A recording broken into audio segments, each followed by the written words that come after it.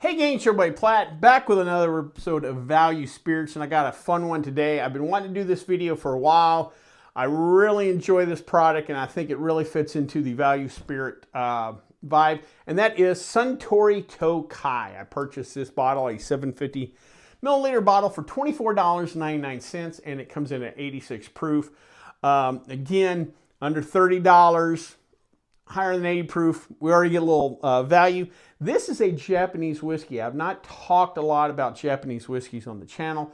One of the reasons is they tend to be a little higher price, but at $24.99 we get a pretty good bargain there, and I'm excited for this video. Real quick, let's read the label. Tokai Suntory Whiskey, from the founding house of Japanese whiskey, established in 1923. 43% alcohol, 86 proof, 750 milliliter, and on the side, in a very small print, that's a vivid blend of whiskeys from Hakushu, Yamazaki, and I think it's Chita distilleries. Silky with a subtly sweet and spicy finish. That's what we got in the bottle here. If the name Suntory sounds familiar, of course, the Bill Murray movie Lost in Translation, you know, he does the Suntory time commercial. So with that being said, let's start off talking about Suntory. The company itself was founded in 1899 by a gentleman named Shinjiro Tori. Hopefully I said that right. The company originally started off as wine merchants. At the turn of the last century, Japan had started really opening itself up to foreign business, foreign interest, and so things like wine merchants became valuable to bring in, wine to, those are one of the first businesses that get part of international trade, and so they became international wine merchants. Move ahead to 1907, and Suntory comes up with the first product. It's a fortified wine. Now, in my research, I couldn't find if they were doing their own version of like a port or sherry, or if there was something traditionally Japanese, a fortified traditional Japanese wine. I have not seen anything like that, so I'm going to assume it was probably their kind of take on port and sherry. They were highly influenced by the Europeans at the time, so I could kind of see that. Move ahead to 1923, and they've decided it now is time for Japan to get into the whiskey world, and they built the first Japanese distillery. We saw that mentioned on the bottle, the Yamazaki distillery. Now, as we'll talk about a little bit later, the original Japanese distillers all trained in Scotland. They were highly influenced at the time by Europeans and the British and the Scottish. I believe at the time the emperor was impressed with English clothes. A lot of the wealthy had gone to school over in England. That's how they kind of found Scotch, however, and that's how these distillers were modeled after Scotch. Move ahead to 2014, and Suntory merges with Jim Beam in a $16 billion deal. After it was settled, they became the third largest spirits merchant in the world. Absolutely massive company. 2024, they decided to change the name to Suntory Global Spirits. So the Beam part's gone, which kind of breaks my heart, but that's for another time. The company, is a massive company, but, it was a merger of two giant whiskey companies, but they produce all kinds of other spirits. They have Roku Gin, Midori, the classic Japanese melon liqueur, Crucian rum, Salsa tequilas, Effin vodka, and of course the classic Canadian Club whiskey, just to name a few. Of course, the Beam name brings, the Beam catalog, your Knob Creek, your Basil Hayden, your Booker's, but they also have makers under their corporate umbrella, so you get a nice little weeder there. As far as Suntory, you get the classic Tokai whiskey, Hibiki, Yamazaki, just to name a few. Now, I mentioned earlier that Japanese whiskeys were kind of modeled after Scotch, and I want to talk about kind of what we have here and kind of compare and contrast between Japanese whiskey and Scotch. Japanese whiskeys, like Scotch, are malt-based. When I use the term malt, I mean malted barley. So we're not getting anything, we're not really getting any corn or rye, that rye bite or a wheated whiskey anyway. These tend to be malt-based.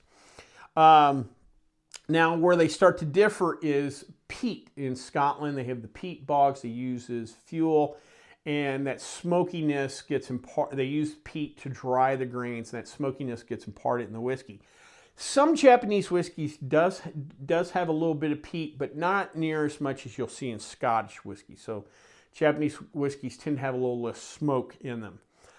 Japanese whiskeys, and where the distilleries are located, tend to be in higher elevations.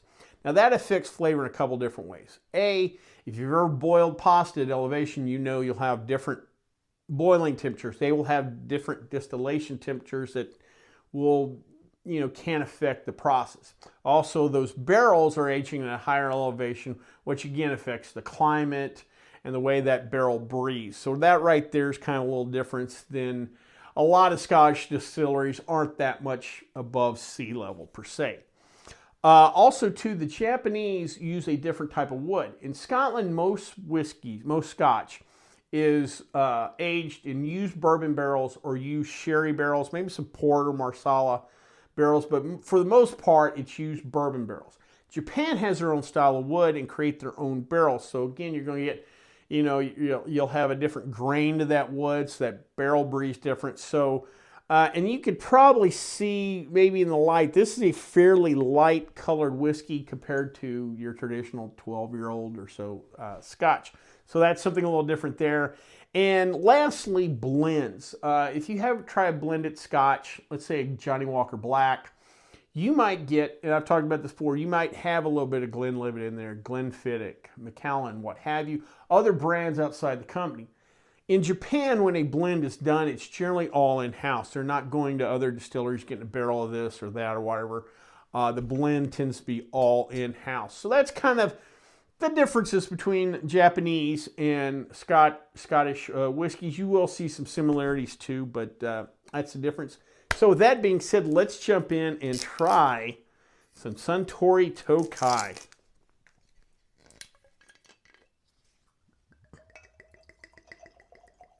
All right. As we said, you could probably tell in the camera, not a ton of color. This, looks like something that you would say, oh, well, that's a young whiskey, or it might be aged, or this might be just sample from a year or two old, but fairly light. But the nose is softer. 86 proof, it's not hot. Getting a light vanilla.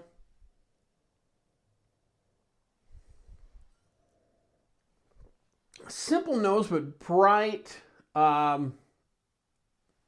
It smells light. Maybe a shade bit floral. Let's go ahead and jump on in.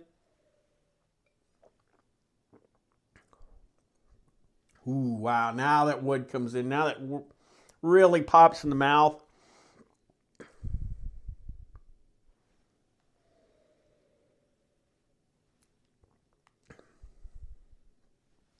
I'm getting a kind of a toasted barrel note. Not, when you drink bourbon, and especially if it comes from a heavy charred barrel, you'll see it come through in the color. That tends to add a little viscosity. You really get the wood. You really get the wood sugars. Here, it's a little more toasted. It's a little lighter. It's a little more just implied, not necessarily right in your face.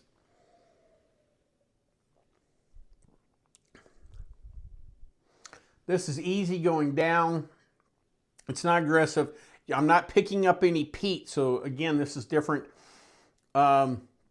This might come off more as kind of a light, just single malt whiskey. Think of it more as a kind of a light single malt whiskey. It doesn't seem young in the sense that it's fiery or hot or it's not smooth, but it does seem young in the sense that it has not picked up all those barrel notes. They're a little more subtle. This is a nice, easy drinker. Because of that, though, I will say I would not use this for any classic whiskey cocktails. If you wanted to make a Rob Roy, Manhattan, stuff like that. I don't think so. This This is light enough where it's just really should be enjoyed on its own. Maybe a little ice, maybe a little water, but I don't know if I'd use it in cocktails. But again, for 25 bucks basically, man, this is really nice, light, bright whiskey. I think it's a great introductory whiskey to not just Japanese whiskeys, but I would say in single malts. Before I would throw someone into, you know, a peaty Scotch or even some of the blends, you know, even some of the Johnny Walker and Dewar's blends where you get a lot of smoke, whatever. I think this would be a nice introductory whiskey to just single malts, you know, or the malt whiskey style in general. Well, I hope you liked this video. If you did, please hit subscribe down below. Also, please like the video because it lets YouTube know we're putting out good content. If you have any questions, comments, concerns, or things from the liquor store you'd like me to try, please leave them in the comment section, or you can always contact me on the Twitter page. Till next time, bottoms up.